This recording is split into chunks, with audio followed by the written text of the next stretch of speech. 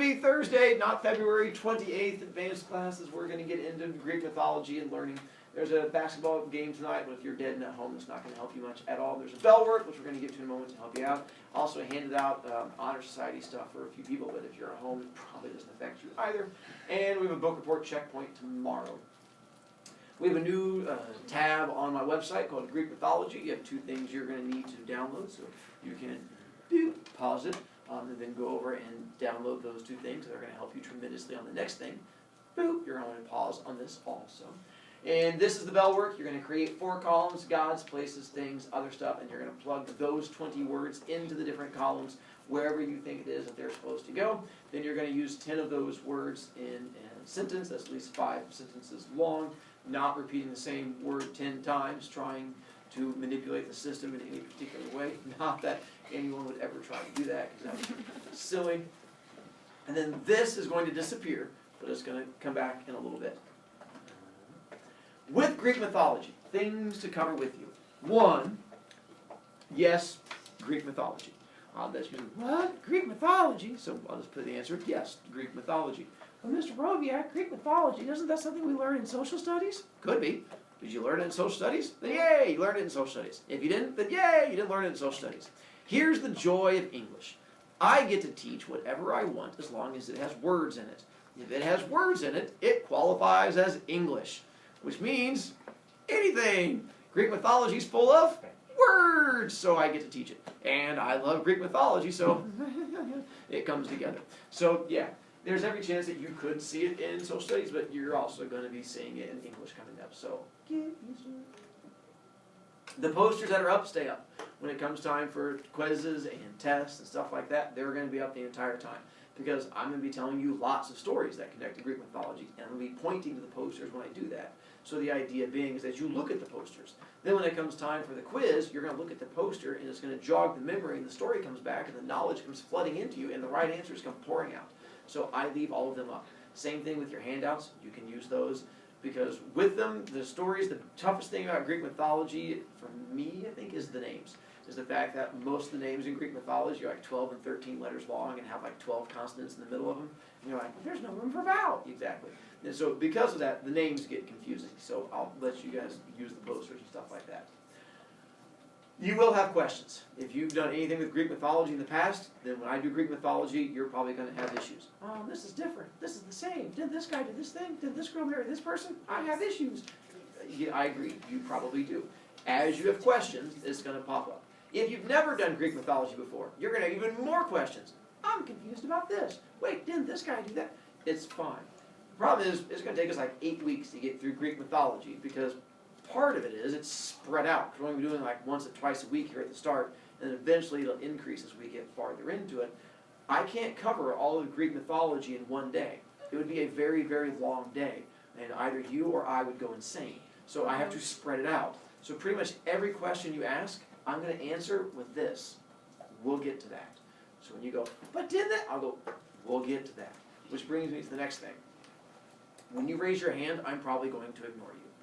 1, because the way I do Greek mythology, when you ask questions, it's going to throw me off, and so I'll probably just end up ignoring you. 2, almost every question you ask, I'm going to answer by saying that. So I'm just going to ignore you till I get to the end, then you're going to ask your question, I'm going to go, we'll get to that. So when you raise your hand, and I don't call on you, it's nothing personal, I'm just ignoring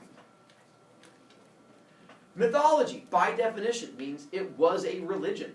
You have Norse mythology also, which had Thor and Odin. That was a religion. People prayed to them. Thor was a god that they prayed to, hence him being called a god. You also have Egyptian mythology with the pyramids and Anubis and Ra. That was also gods that people prayed to. You have Christian mythology with that Jesus dude and stuff like that. People pray to him too. They're all religions. Hey, Mr. Brovicast, do people still believe in this religion today? No. No one believes in Greek mythology today. Anyone that still prays to these gods is wearing a really tight white coat and living in a little padded room. Then if no one still does it today, then why do we have to learn it? If anything I teach you this year, this will be the most useful, because Greek mythology affects everything. Stories, TV shows, movies, books, almost everything you get into is going to have some connection to Greek mythology. The deeper we get into it, you're like, this character on Pretty Little Liars, how's this name? Is that? Yep, it's because she's connected to Greek mythology. And so you're going to find out as we get into stuff, there's connections to Greek mythology. As kids go on to high school, it seems one of the biggest things that kids connect back to this class. Also, kids lose the most points during this unit. Of all of the units we do, this is the one that hurts kids the most. Why? Because for some reason kids enjoy it. And when kids enjoy things, their mouths move. When the mouth moves, words come out. When the words come out, it annoys me. And so it's going to end up what's costing you the points. So when you get all excited and worked up, I'll do my best to be patient, but at some point I have to start being mean to you. So just giving you the heads up on that one. It's the drawback to apparently enjoying school. Also, there's very few stories that you're going to have to read with this unit.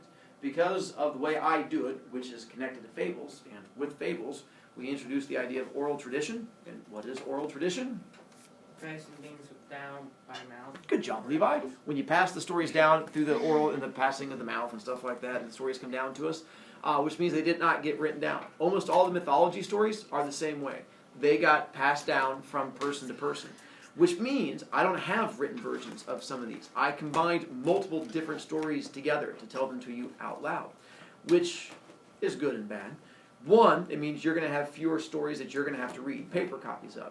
And there's going to be a lot of me telling you stories in class. Lecture, but me telling you the stories. If you miss a day, you have to watch the video, because I don't have a paper version for you to read of that story. So when it comes time for a quiz, and you go, Mr. Brovicast, I don't know these people, I'll tell you, well, that was the story I told on Tuesday. I was gone on Tuesday. Did you watch the video? No, I'm lazy. Then you're going to fail. I can't ever help you. So you have to watch the videos if you're gone. Also, if you're familiar with Greek mythology, because of the oral tradition, there's different versions of all of this information out there. The version that you learned before might be different than the version I tell you today, or the version that you read in a book. They're all correct, and they're all wrong. That's the joy of oral tradition. There's different versions out there, so don't freak out if the version I tell you is slightly different than the one you've heard before. It's okay. They've just changed over time. Before I get to the bell work, did you guys have any questions over that information? Yay! Then, on your bell work. What we're going to end up doing is going through and having you vote on which category you think each one goes into.